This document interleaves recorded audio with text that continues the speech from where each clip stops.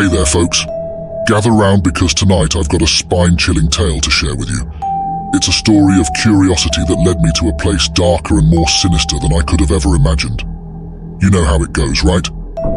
Sometimes you just can't resist the pull of the unknown. I had always been drawn to old libraries. The musty smell of ancient books and the promise of hidden knowledge called to me like a siren song. And that's how I ended up at the Whitewood Library, an abandoned, decaying fortress of forgotten stories. But trust me, this decision would haunt me for the rest of my life. Now let's set the stage. The moment I stepped into that library, the air turned icy, like 1,000 unseen eyes were watching my every move. The grand architecture had seen better days, covered in dust and cobwebs.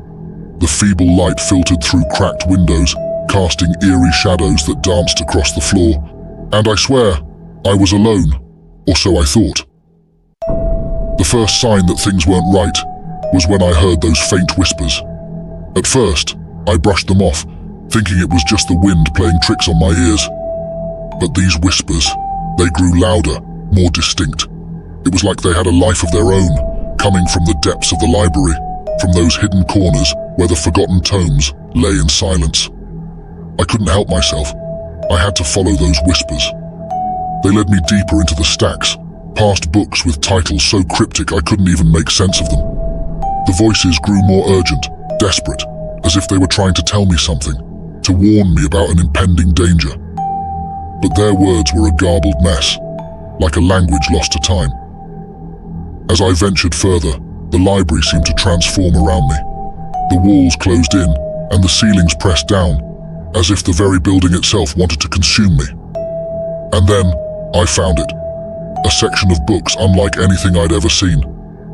The spines were adorned with strange symbols and runes, and the pages emitted an eerie, otherworldly glow. At that moment, I should have turned and ran, but the whispers, they were relentless, drawing me in deeper.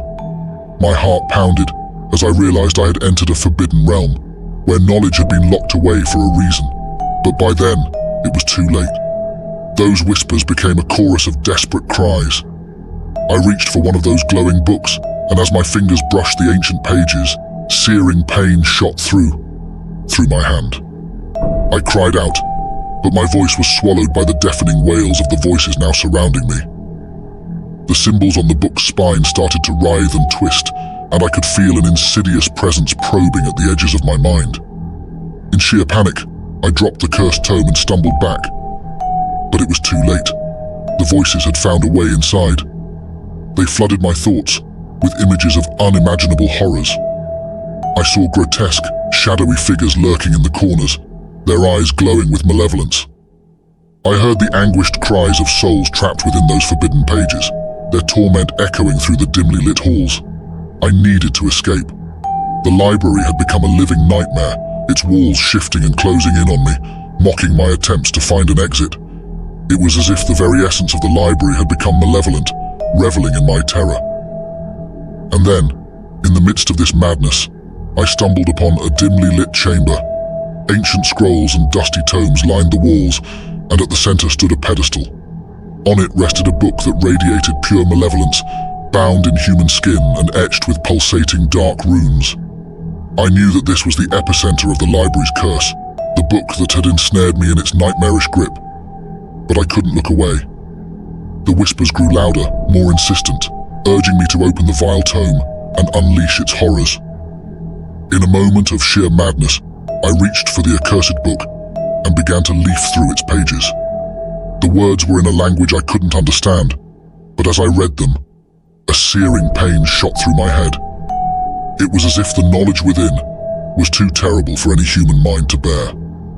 As I continued to read, the room spun and the walls closed in. The voices in my head grew louder, drowning out rational thought. I was trapped in a nightmarish whirlwind of madness and despair. And then, just as suddenly as it had begun, it was over.